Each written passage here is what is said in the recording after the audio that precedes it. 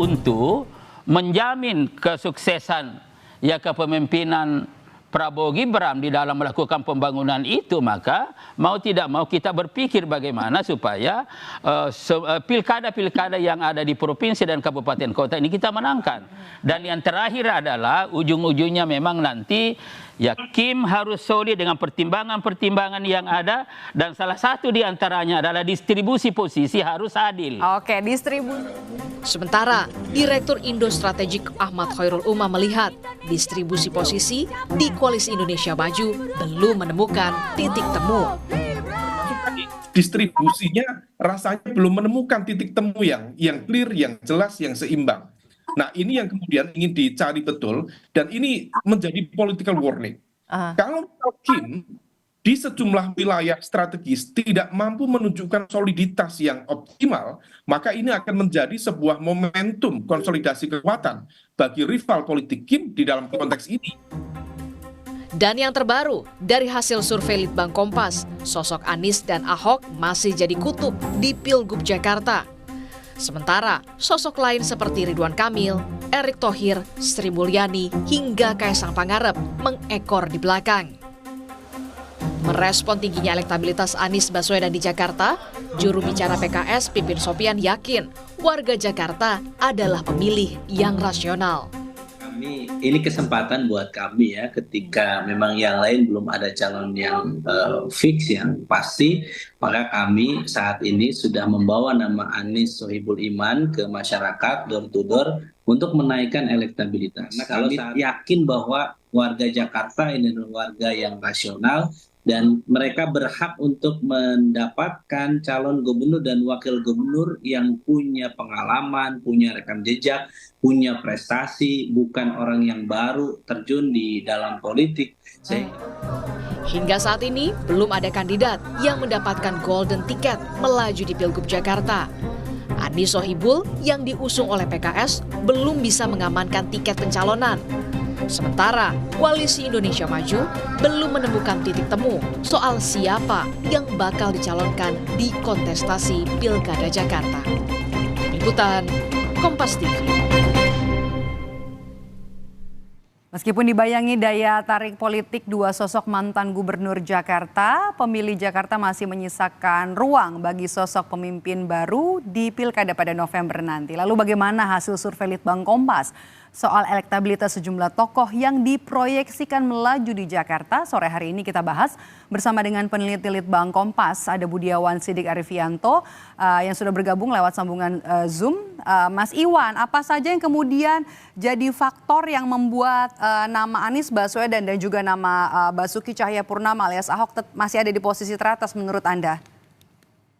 Ya, seperti hasil temuan kami di terakhir kami, jadi ada sejumlah faktor yang membuat nama Anies dan Ahok masih leading begitu ya, masih menjadi pemimpin suara, karena memang keduanya salah satu tokoh yang memiliki rekam jejak yang relatif panjang dan baik tanda kutip ya di DKI Jakarta, sehingga publik di Jakarta melihat kedua kandidat ini layak untuk diajukan sebagai kandidat yang akan maju di Pilkada akhir tahun ini begitu. Dan dari sisi pengetahuan, keduanya juga memiliki pengalaman yang panjang terkait dengan birokrasi dan juga bekerja di lembaga pemerintahan yang kredibel. Jadi kenapa demikian, akhirnya Ahok dan Anies menjadi salah satu kandidat yang masih relatif unggul hingga saat ini.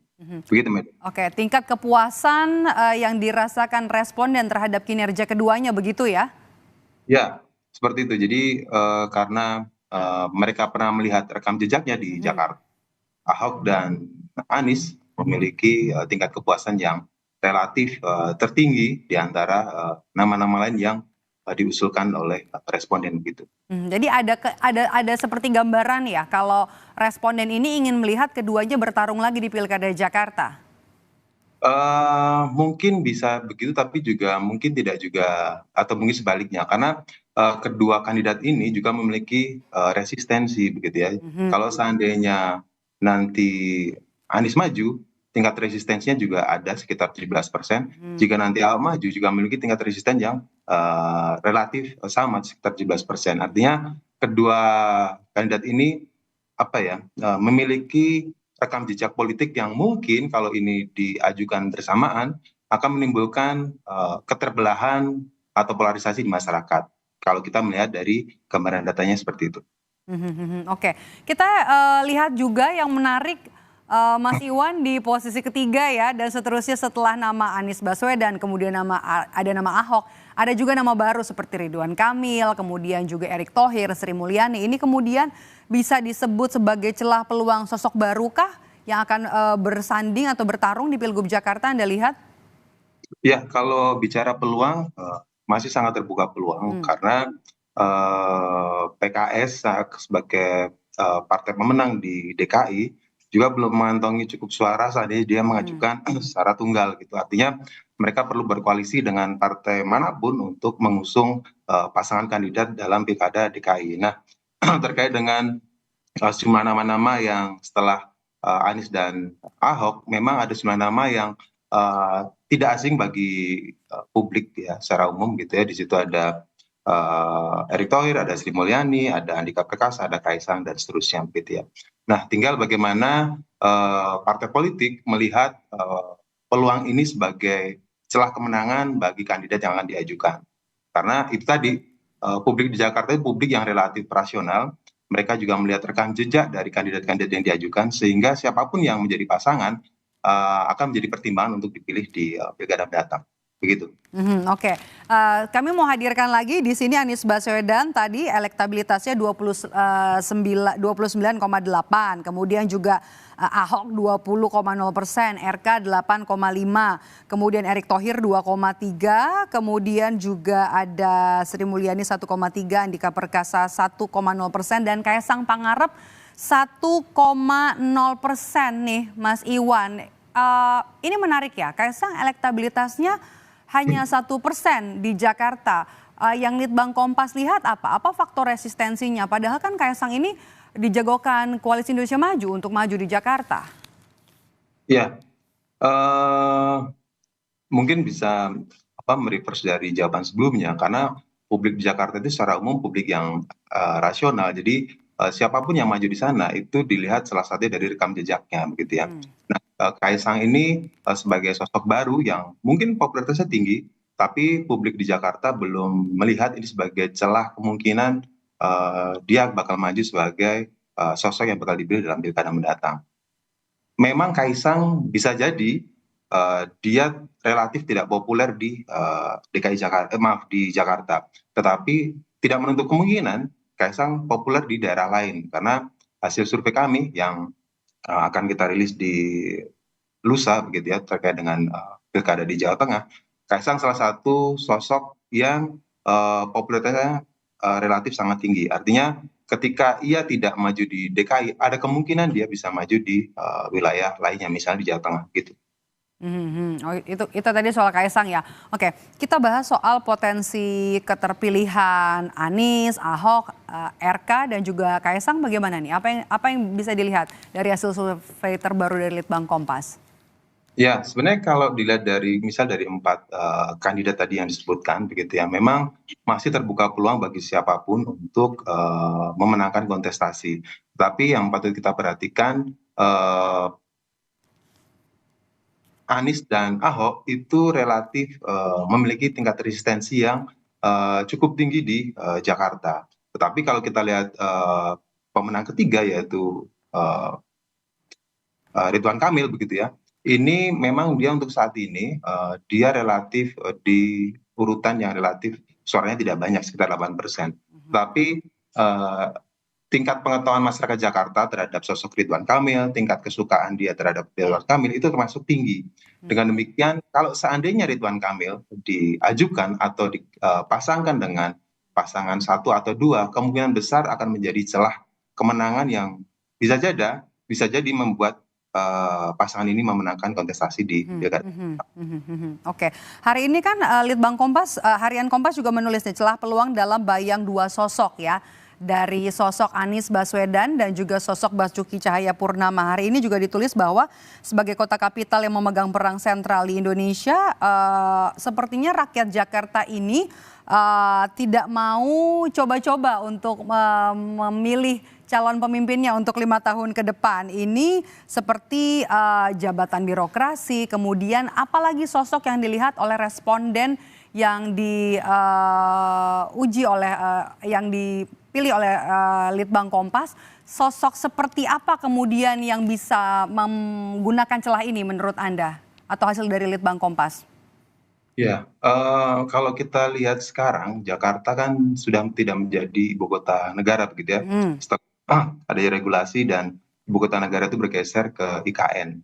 Artinya Jakarta akan bertransformasi menuju kota global, kota yang memiliki standar kelas dunia begitu ya. Artinya membutuhkan pemimpin-pemimpin yang kredibel dalam banyak hal. Salah satunya dari rekam jejaknya, pengetahuannya, keterampilannya dalam membenahi sejumlah permasalahan. Karena kalau dari hasil riset kita, permasalahan-permasalahan klasik seperti kemacetan, polusi udara, gitu ya, kemiskinan, kriminal itu masih menjadi catatan penting bagi responden terkait dengan kinerja pemerintah, baik itu pemerintah provinsi ataupun pemerintah kabupaten kota yang ada di Jakarta. Artinya sosok figur pemimpin yang hadir di Jakarta itu adalah pemimpin yang tanda kutip paripurna gitu ya. Mereka memiliki visi masa depan terkait dengan Jakarta sebagai kota global, tetapi mereka juga harus paham banyak permasalahan laten yang masih terjadi di Jakarta hingga saat ini. Jadi mereka harus membenahi dari bawah, tetapi di saat bersamaan mereka punya visi ke depan untuk membangun kota yang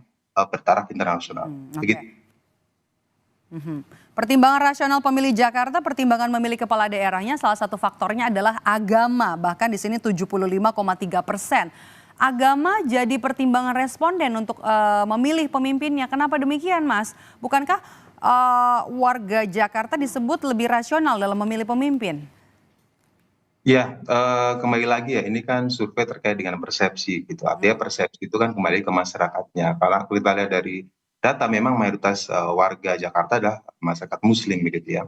Dan kalau kita coba representasikan masyarakat kita atau secara politik, memang PKS mendominasi di DKI Jakarta. Tetapi bukan masalah PKS yang menang atau kalah gitu, tapi karena memang populasi Muslim itu relatif banyak, bisa jadi gitu ya, ini ada keterkaitan antara keyakinan masyarakat terkait dengan sosok yang bakal memimpin DKI ini begitu ya. Ya kalau itu masalah rasionalitas atau tidak, ya kembali lagi ke sudut pandang audiens untuk melihat hal ini sebagai sebuah fakta, karena memang persepsi itu ya kembali lagi ke publik yang memilih kandidat itu gitu. Oke, ini faktornya kan tadi seagama, kemudian satu suku, saat ini sedang menjabat atau petahana, kemudian memiliki hubungan kekerabatan dengan sosok pemimpin dan diusung oleh partai politik pilihan. Boleh dijelasin nggak sih Mas Iwan soal ini, soal pertimbangan memilih kepala daerah? Ya, kalau terkait dengan partai politik yang mengusung itu memang sangat mungkin lebih ini ya, lebih rasional karena memang dengan kondisi Jakarta saat ini yang didominasi oleh pemilih Muslim begitu ya, PKS sebagai partai pemenang, artinya sosok yang dihadirkan sebagai kandidat yang akan maju nanti, ya PKS harus, seandainya PKS akan mengajukan salah satu kandidat, harus melihat peluang-peluang yang lainnya yang notabene bisa mengakomodasi banyak hal terkait dengan visi mereka begitu.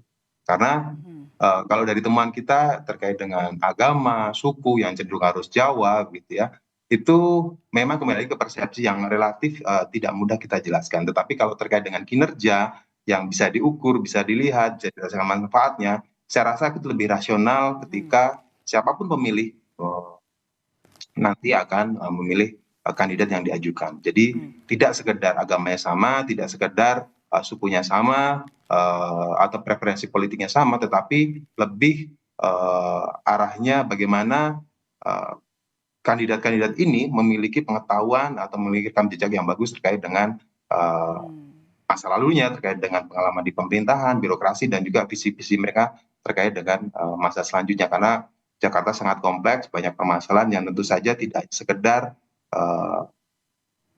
suku yang sama, agama yang sama, tetapi lebih kompleks lagi terkait dengan skill dan pengetahuan dan seterusnya. Begitu. Oke, soal rekam jejak ini sepertinya bisa tergambarkan dari persetujuan terhadap latar belakang kepala daerah dari hasil survei Litbang Kompas ya, di mana pernah menjabat sebagai kepala daerah. Ini ada 81 responden, kemudian pernah menjabat sebagai menteri atau setingkat menteri 75,3%. Artinya yang punya rekam jejak bagus jadi pertimbangan responden di bawahnya suku Jawa, kemudian suku asli Betawi 75% dan juga 71%. Jadi artinya rekam jejak itu penting, pernah memimpin atau pernah menjadi pemimpin itu juga jadi penting, dan rekam jejak di birokrat begitu ya, birokrasi begitu. Ini jadi penting, bukan hanya sekedar elektabilitas, bukan hanya punya nama, tapi juga punya rekam jejak di pemerintahan begitu. Ya betul. Karena itu seperti yang sudah sampaikan sebelumnya, Jakarta sudah beranjak menuju ke kota global yang tentu saja tantangannya akan lebih berat lagi karena dia harus bersaing atau bersanding dengan kota-kota besar lainnya di dunia untuk menarik investasi, untuk mengembangkan seni dan budaya sebagai kota-kota global yang tentu saja Jakarta sebagai kota yang tetap maju, kota metropolitan yang tidak hilang identitasnya sebagai pusat kemajuan nasional. Dengan demikian sosok yang hadir di DKI adalah sosok yang memang berkompeten, jadi bukan hanya sekedar popularitas yang tinggi, bukan hanya sekedar kesamaan suku, agama dan seterusnya, tapi memang dari sisi kualitas yang memang mumpuni untuk memimpin kota yang sangat kompleks. Begitu, Madam. Jadi bukan hanya soal popularitas, tapi juga kapabilitas nanti untuk memimpin Jakarta yang tidak lagi kemudian menyandang sebagai ibu kota. Terima kasih sudah meluangkan waktu bersama kami di Rumah Pilkada, Mas Budiawan Sidik Arifianto, peneliti Litbang Kompas. Saya selalu, Mas Iwan.